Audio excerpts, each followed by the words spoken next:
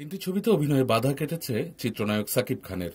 তার অভিনীত ছবির নির্মাণ কাজ থেকে সংশ্লিষ্টদের বিরত রাখতে বাংলাদেশ চলচ্চিত্র পরিবারের দেওয়া বিজ্ঞপ্তির কার্যকারিতা ৩ চলচ্চিত্রের ক্ষেত্রে স্থগিত করেছেন হাইকোর্ট। এক রিট আবেদনের প্রাথমিক শুনানি নিয়ে ২৩ জুলাই রোববার বিচারপতি সালমা মাসুদ চৌধুরী ও বিচারপতি এ কে এম জহিরুল হকের সমন্বয়ে গঠিত হাইকোর্ট বেঞ্চ রুলসহ এই আদেশ দেন। এর ফলে সাকিব খান ওই ৩ ছবিতে অভিনয় করতে পারবেন বলে জানিয়েছেন তার আইনজীবী মনিরুজ্জামান আসাদ।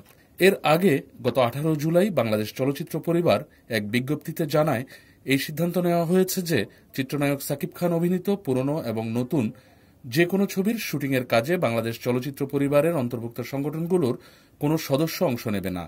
চিত্রনায়ক সাকিব খান সংশ্লিষ্ট সকল চলচ্চিত্র নির্মাণ সংক্রান্ত কাজ থেকে নিজেদের বিরত রাখবেন। এই বিজ্ঞপ্তির বৈধতা চ্যালেঞ্জ করে শাপলা মিডিয়ার স্বত্বাধিকারী সেলিম খান রিটটি করেন, যার প্রযোজনায় সাকিব খানের ৩টি ছবি নির্মাণাধীন।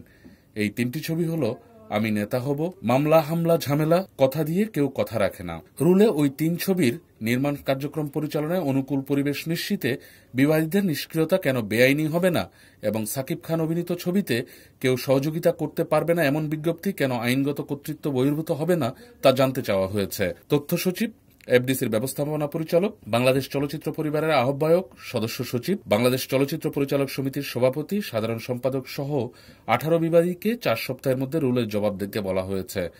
আইনজীবী মনিরুজ্জামান আসাদ বলেন, শাপলা মিডিয়ার ব্যানারে সাকিব খান অভিনীত ওই ৩টি চলচ্চিত্র নির্মাণ কাজে সহযোগিতা করতে বিবাদীদের অন্তর্বর্তীকালীন নির্দেশনা দেওয়া হয়েছে।